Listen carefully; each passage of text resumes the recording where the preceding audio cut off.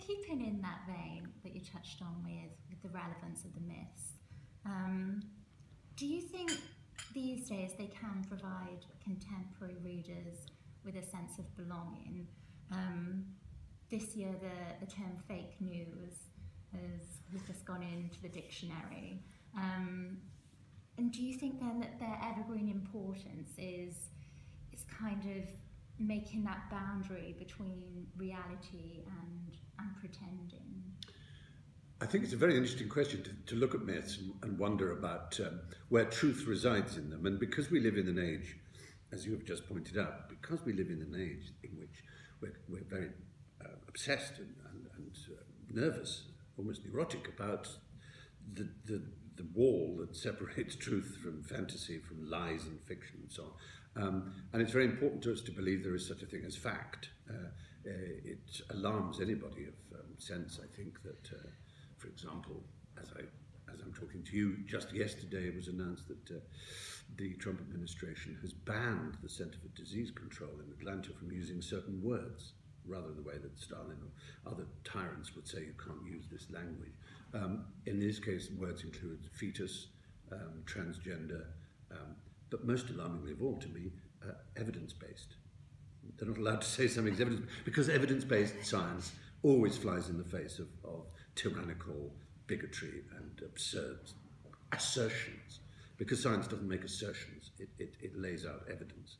And from that, some sort of truth may or may not be gleaned, but just simply to assert something to be true because it says so in this book is obviously not an evidence-based thing. So, language and truth are being assailed on all sides. And the magical thing about myth is it hangs in a separate space between fact and fantasy or fiction, because it's full of truth, and that's the point. It's full of truth, but it is not a representation or a narrative of true events. And in that sense, it's often been observed that people use fiction in order to tell the truth.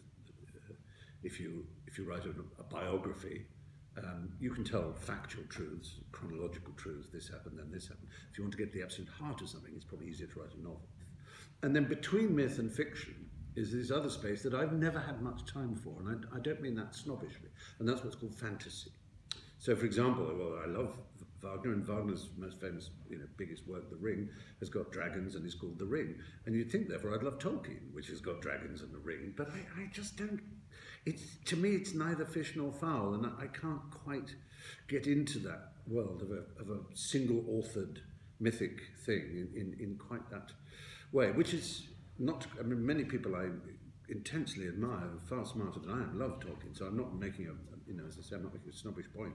But the sort of sword and sorcery and the Game of Thrones and the Hobbit, or indeed, Harry Potter, which I love, because I kind of did well from Harry Potter by narrating those stories. And I think they're charming, but I sort of think they're different because they're children's stories and they're not.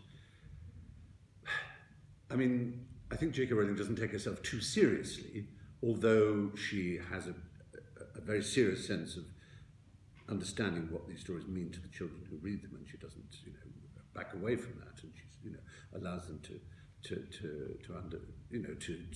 penetrate those stories and live inside them in ways that are quite remarkable.